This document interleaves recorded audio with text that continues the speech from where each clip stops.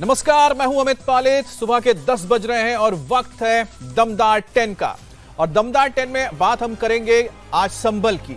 24 नवंबर की हिंसा के बाद अब संभल में हालात तो धीरे धीरे कंट्रोल में आ रहे हैं। कल शाही जामा मस्जिद में जुमे की नमाज पूरे अमन के साथ अदा की, लेकिन अब संभल पर नया दंगल शुरू हो गया है। अब लखनऊ से लेकर दिल्ली तक हलचल तेज है। समाजवादी पार्टी का डेलीगेशन संभल जाने पर अड़ा हुआ है और इस बीच बड़ी खबर है कि सपा के डेलीगेशन की अगुवाई करने वाले माता प्रसाद पांडे के लखनऊ आवास के बाहर पुलिस का पहरा बढ़ा दिया गया है। माता प्रसाद पांडे को संभल जाने से रोकने के लिए उनके घर के बाहर पुलिस तैनात की गई है। माता प्रसाद पांडे समेत सपा के 15 लोगों का डेलीगेशन संभल जाने वाला था और इस डेलीगेशन में संभल से सपा सांसद और दंगे के आरोपी जियाउर रहमान बर्क का नाम भी शामिल है। अब जियाउर रहमान बर्क, इकरा हसन और हरिंदर मलिक दिल्ली से संभल के लिए रवाना होने वाले हैं। वहीं माता प्रसाद पांडे अब पार्टी ऑफिस जा रहे हैं, जहां आगे की रणनीति पर चर्चा की जाएगी। उधर संभल प्रशासन ने जिले की सीमा को सील कर दिया है। चप्पे चप्पे पर पुलिस तैनात है और संभल प्रशासन से 10 दिनों तक किसी भी राजनीतिक पार्टी के आने पर पाबंदी लगाई गई है।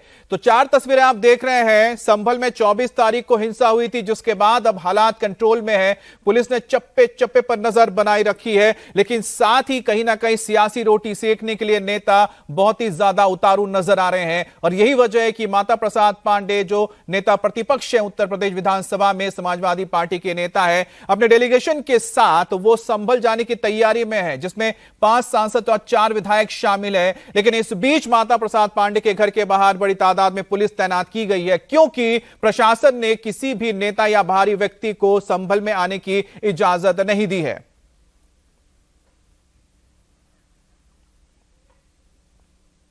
और इस बीच घर के बाहर पुलिस तैनाती को लेकर माता प्रसाद पांडे ने बड़ा बयान दिया। माता प्रसाद पांडे ने कहा कि पुलिस अपने गलत कामों को छुपाने के लिए उन्हें संभल जाने से रोक रही है। वो मृतकों के परिजनों से मिलना चाहते हैं, जो उनका मौलिक अधिकार है।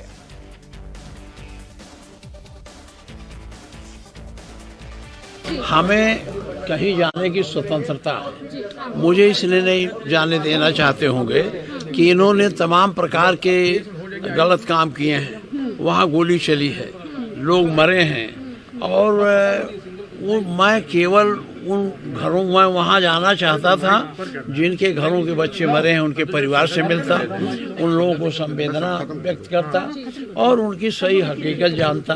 क्योंकि ये तमाम भ्रम पैदा कर रहे हैं।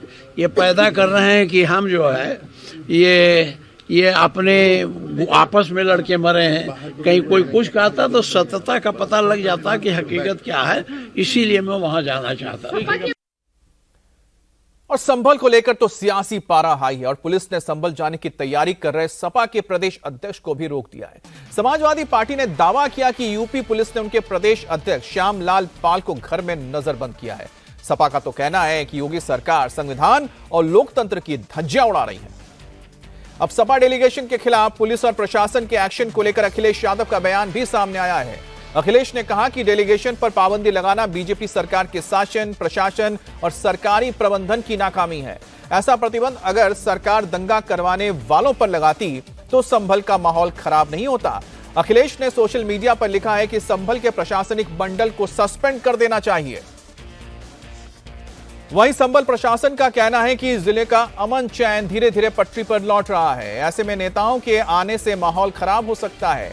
संभल के डीएम ने बाकायदा ऑर्डर जारी करके नेताओं को संभल आने से मना किया है। संभल प्रशासन ने पहले ये पाबंदी 30 नवंबर तक लगाई थी, यानी 30 तारीख तक लगी है, लेकिन अब इसे बढ़ाकर 10 दिसंबर तक कर दिया गया है। इस दौरान जिले की सीमा सील रहेगी। किसी भी तरह की कोई भी पॉलिटिकल टूरिज्म नहीं किया जा सकता है। तो सरकारी कागज आपको दिखा रहे हैं, जिसमें अब यह पाबंदी 10 दिसंबर तक बढ़ा दी गई है।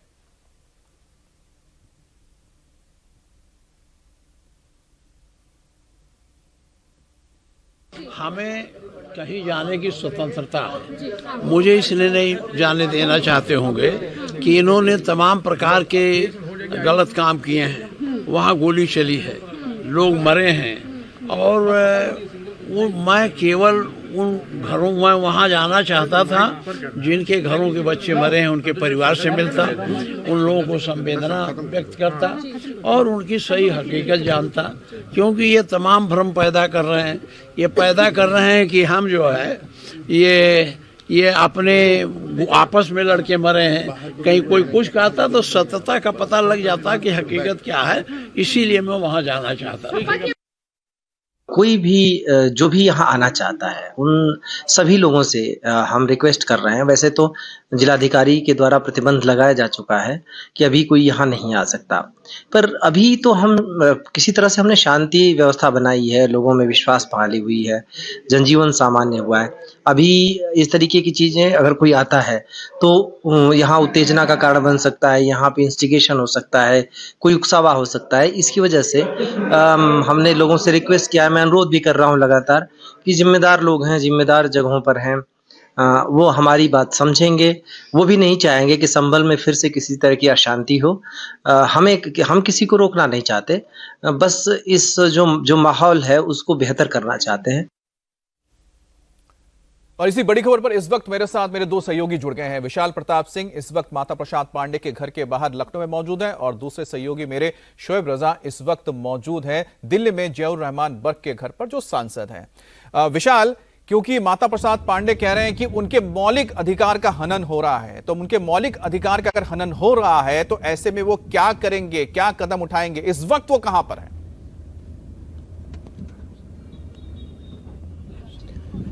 देखिए अमित, माता प्रसाद पांडे नेता प्रतिपक्ष हैं उत्तर प्रदेश विधानसभा में, समाजवादी पार्टी के सीनियर नेता हैं, सिद्धार्थनगर से विधायक हैं, पूर्व यहाँ के स्पीकर रह चुके हैं। उनका कहना है कि वो संभल जाना चाहते हैं, वहाँ के लोगों से मिलना चाहते हैं, जो लोग मारे गए हैं उनके परिजनों से मिलकर के सच जानना चाहते हैं। लेकिन प्रशासन का बहुत साफ कहना है कि बीएनएस धारा 163 का वहाँ पर उपयोग किया जा रहा है, यानी कि वहाँ पर अभी फिलहाल बाहरी लोगों के जिले में आने का, और खास तौर पर जो प्रतिनिधि मंडल है, चाहे वो समाजवादी पार्टी का हो या विपक्ष के किसी भी दूसरे दल का, फिलहाल किसी को भी वहां आने की अनुमति इसलिए नहीं दी जा रही है क्योंकि संभल में जो हालात बिगड़े थे, अब हालात वहां धीरे धीरे सामान्य हो रहे हैं। तो प्रशासन की ये कोशिश है कि फिलहाल बाहरी कोई भी पक्ष वहां ना पहुंचे, कोई भी वहां नेता ना पहुंचे, कोई भी प्रतिनिधि मंडल ना पहुंचे। इसी वजह से फिलहाल सबको रोक लगाई जा रही है। लेकिन ये बताया जा रहा है कि माता प्रसाद पांडे अब से कुछ देर बाद समाजवादी पार्टी के मुख्यालय पे जाएंगे, लखनऊ में कार्यालय पे जाएंगे, और आगे की रणनीति के लिए वो अखिलेश यादव से भी बात करेंगे और पार्टी के पदाधिकारियों से भी बात करेंगे, क्योंकि उन्हीं के नेतृत्व में आज संभल डेलीगेशन को जाना है। लेकिन पुलिस का जो पहरा है वो बिल्कुल साफ बता देता है कि फिलहाल ऐसे किसी भी प्रतिनिधिमंडल को अपने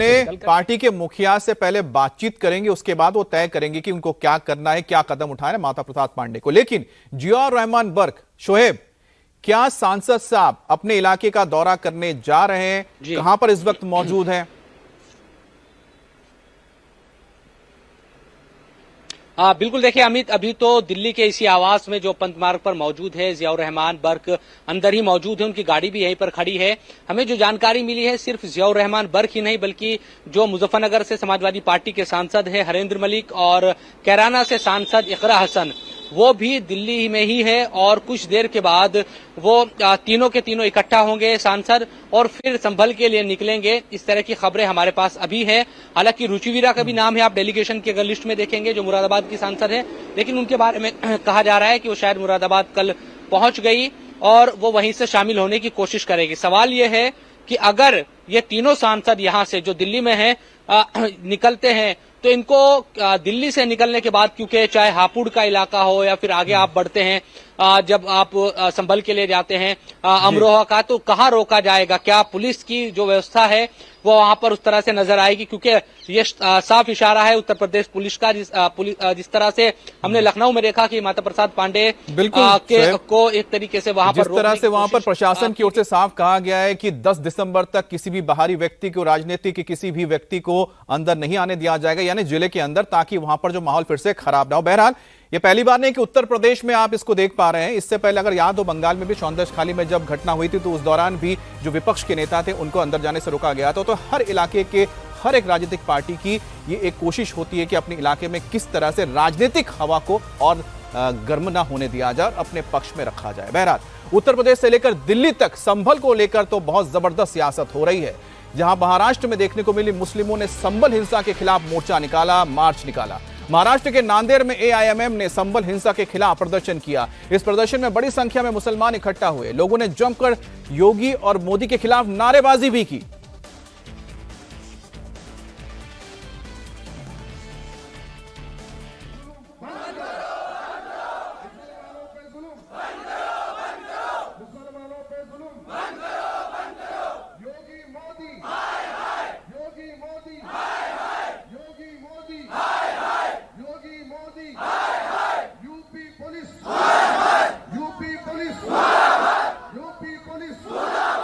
तो संभल हिंसा की आड़ में जमकर माहौल खराब करने की कोशिश की जा रही है। नांदेड़ में एआईएमआईएम के प्रदर्शन के दौरान ओवैसी की पार्टी के प्रदेश उपाध्यक्ष सैयद मोइन ने धमकी दे डाली कि मुसलमानों का सब्र प्याला मत छलकने दो।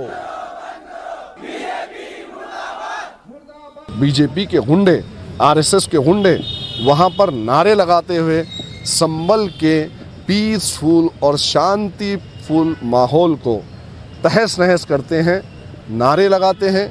गाड़ियों में आगजनी होती है, गाड़ियों को आग की ढेर में तब्दील किया जाता है और वहाँ पर दरो दीवार को मुसलमानों के घरों पर जिस तरीके से पुलिस ने अंधाधुंध फायरिंग की है, कई मुसलमान ज़ख्मी हैं और उसके अलावा 5 बच्चे जो शहीद हुए हैं, वो तमाम के तमाम हालात आपके सामने हैं। तो हम ये चाहते हैं कि इस मुल्क के अंदर जिस तरीके से मुसलमानों को एक ख़ास तबके को निशाना बनाकर हर जगह हरासा और परेशान किया जा रहा है, हुकूमत को चाहिए कि इन तमाम तर कार्रवाइयों को बंद करें। देखिए, किसी भी चीज़ को जो है एक हद तक दबाया जा सकता है, लेकिन जब उसमें वैक्यूम तैयार होता है तो उस वैक्यूम के तैयार होने के बाद उसके जो असरात मुरतब होते हैं सब जानते हैं। तो हमारे सब्र का पैमाना अब लबरेज होने को है। खुदा ना खास्ता हमारे सब्र के पैमाने को छलकने ना दो, हमको मजबूर ना करो। अब संभल के नाम पर मौलाना और मौलवी काम पर लग गए हैं। मुंबई में संभल की जामा मस्जिद को लेकर विरोध प्रदर्शन किया गया। संभल की हिंसा का हवाला देकर मुसलमानों को भड़काने की कोशिश हुई। मुंबई की हांडी वाली मस्जिद कमेटी के सदर मौलाना एजाज कश्मीरी ने कहा कि बाबरी मस्जिद तो जबरदस्ती ले लिया गया, पर अब मुसलमान जान दे देंगे, लेकिन किसी भी मस्जिद पर आंच नहीं आने देंगे। हम तो समझ रहे हैं कि अदालतें जिस तरह से फैसला दे रही हैं सर्वे के ताल्लुक से और जो एप्लीकेशन कबूल कर रही है, दरखास्तें कबूल कर रही हैं, ऐसा लगता है कि अदालतें किसी की बांदी हैं, कनीज है, गुलाम है। आका जो हुक्म दे रहा है वो हो रहा है। ये चंद चूचू के मुरब्बे पैदा हुए हैं, अंडे में से बच्चे निकले हैं, इनको पता चल गया 800 साल से दरगाह शरीफ थी। मैं कहता हूँ सबसे पहले याचिका दाखिल करना चाहिए ताजमहल के खिलाफ। कोई किताब में होगा कि वहाँ पर भी कोई मंदिर रही होगी, ताजमहल क्यों नहीं बनाने की तैयार है, वहाँ क्यों नहीं जाते हैं? क्योंकि मालूम है कि उसका मुसलमानों से कोई मामला नहीं है और वहाँ से पैसा आ रहा है, कमाई हो रही है। और मुगलों की बनाई हुई चीज़ है ना, मुगलों ने बनाया। मुगलों के नाम पे वो बहुत जालिम जाबिर लोग थे, तो उनके नाम से रोड बदलने के बजाय वो ताजमहल उठा के फेंक देना चाहिए। हम तैयार है साथ देने के लिए, करें ना। मुगलों की निशानी, अरे मुगल भगा दिए गए यहाँ से और प्राइम मिनिस्टर उनके नाम पे बने हुए लाल किले से झंडा ले रहा है। उससे नेस्तो नाबूद करो लाल किले को, वहाँ मंदिर बनाओ और उस पर झंडा लगाओ, हिंदुस्तान का तिरंगा लहराया जाए। हम तो चाहते हैं। खाली मुसलमानों की मस्जिद और दरगाह दिखती है, खाली मजहब के नाम पर सियासत करना है और मुसलमानों को दूसरे नंबर का शहरी साबित करना है और एक तरफ झूठी जमहूरियत का नाम दुनिया में लेना है कि सबसे बड़ी सेकुलर और जमहूरियत पसंद मुल्क हम हैं और हमारे वहाँ इंसाफ होता है। ये नाटक बंद करें, जो सच्चाई है उस सच्चे चेहरे के साथ सामने आए। कोई भी फैसला दे, चाहे सुप्रीम कोर्ट भी फैसला दे, हम अब कोई फैसले को कबूल करने को तैयार नहीं है। आप में ताकत है, दादागिरी से मार पीट के ले लो, जिसके साथ बच्चे शहीद कर दिए, हमें भी शहीद कर दो। लेकिन हम सुबह कयामत तक जिसे बाबरी मस्जिद की जगह को हम जमीन मस्जिद मानते थे, आज भी मानते हैं और हम कभी किसी मस्जिद से दस्तबरदार होंगे नहीं। अब भारत में संविधान है, कानून है और साथ ही साथ अधिकार हैं, इसलिए तमाम जो मौलाना हैं अपना विरोध प्रदर्शन कर रहे हैं। मुसलमान समुदाय सड़क पर निकलकर अपनी बात कहते हैं और आपने देखा था संभल में तो पत्थरबाजी तक की थी। लेकिन बांग्लादेश में जो पड़ोसी मुल्क है, वहां पर हिंदुओं को इजाजत नहीं है, अधिकार नहीं बचा उनके पास। हिंदुओं पर लगातार वहां पर हमले हो रहे हैं और हमले थमने का नाम नहीं ले रहे। टारगेट करके हिंदू समाज को मौत के घाट उतारा जा रहा है। ढाका से चिटगांव तक हमले जारी हैं। ठाकुरगंज इलाके में हिंदुओं की पिटाई की गई। कट्टरपंथियों का हमला लगातार बढ़ता जा रहा है। कल जुमे की नमाज के बाद यह हमला और तेज हो गया। ढाका में कट्टरपंथियों ने नमाज अदा करने के बाद सड़क पर बवाल किया। इस्कॉन को बंद करने की मांग कर रहे हैं। हिंदुओं पर हमले के खिलाफ पश्चिम बंगाल, महाराष्ट्र के कई शहरों में विरोध मार्च तक निकाला गया। हिंदू संगठन और वीएचपी बांग्लादेश में हिंदुओं की सुरक्षा की मांग को लेकर प्रदर्शन कर रहे हैं। बांग्लादेश के 3 प्रमुख शहरों की तस्वीर हम आपको दिखा रहे हैं, चट्टग्राम, ठाकुरगंज और ढाका। यहां पर कट्टरपंथियों का कुनवा एक्टिव हो गया है। सरेआम कहा जा रहा है कि हिंदुओं का सिर काट दो। सड़कों पर उग्र तांडव करते हुए कट्टरपंथी हिंदुओं को निशाना बना रहे हैं। मंदिरों को तोड़ा जा रहा है, हिंदू व्यापारियों को मारा जा रहा है। हिंदू संत चिन्मय दास की गिरफ्तारी के बाद से उग्र संगठनों का हमला और बढ़ गया है। 50 जिलों में अब तक 200 से ज्यादा हिंदुओं पर हमलों के केस सामने आ चुके हैं। घरों में घुसकर लोगों को मारा जा रहा है और पुलिस तमाशबीन है। बांग्लादेश से सामने आ रही तस्वीरें डराने वाली है। ढाका, चिटगांव समेत 50 से ज्यादा जिलों में कट्टरपंथी एक्टिव हो चुके हैं। नारेबाजी करते हुए सड़कों पर मार्च निकाला जाता है, भड़काऊ नारे लगाए जाते हैं, खुले तौर पर हिंदुओं को मारने काटने की बात कही जाती है। इस्कॉन के खिलाफ प्रदर्शन पर भीड़ों को देखा जाता है। हिंदुओं का खाद उतारने की बात होती है, सिर काटने की बात होती है।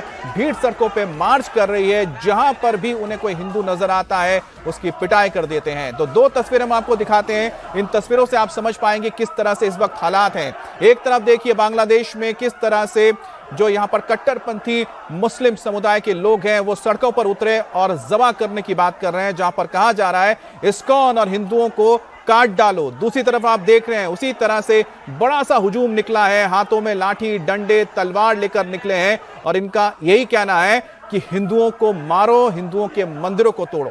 तस्वीरें ढाका की है, जहां नमाज अदा करने के बाद प्लानिंग के तहत भीड़ सड़कों पर उतर आई, नारे लगाने लगी। इस्कॉन के खिलाफ नफरती एजेंडे के साथ भीड़ ने हंगामा किया। पुलिस के कंट्रोल से बाहर उपद्रवी हिंदुओं को मारने, काटने की खुलेआम धमकियां दे रहे हैं। ইসকন দ্বারা আমাদের ভাই আইনজীবী মোহাম্মদ আলিফ ভাইকে হত্যা করার প্রতিবাদে ইসকনকে নিষিদ্ধ করার জন্য সারা বাংলাদেশে তৌহিদি জনতা এবং হেফাজতে ইসলামের ডাকা কর্মসূচিতে আমরা সবাই ঐক্যবদ্ধ হয়েছি।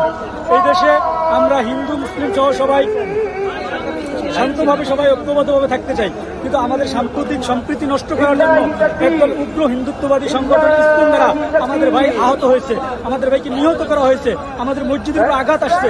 এই জন্য আমরা সবাই ঐক্যবদ্ধভাবে সম্মেলন করছি এবং সম্মেলন থেকে ঘোষণা জানাইছি যে অতি বিলম্বে ইসকনকে নিষিদ্ধ করা হোক এবং উগ্র হিন্দুত্ববাদী সংগঠন হিসাবে ইসকনকে যাতে সরকার খুব দ্রুততার সহিত নিষিদ্ধ করে এই আবেদন আমরা জানাইছি। और अगली तस्वीर हम आपको दिखाने जा रहे हैं वो है बांग्लादेश के ठाकुरगंज की, जहां हिंदू समाज के कई लोगों को कट्टरपंथियों ने बुरी तरह से पीटा। मारपीट और बवाल करते हुए भीड़ घरों में घुस गई।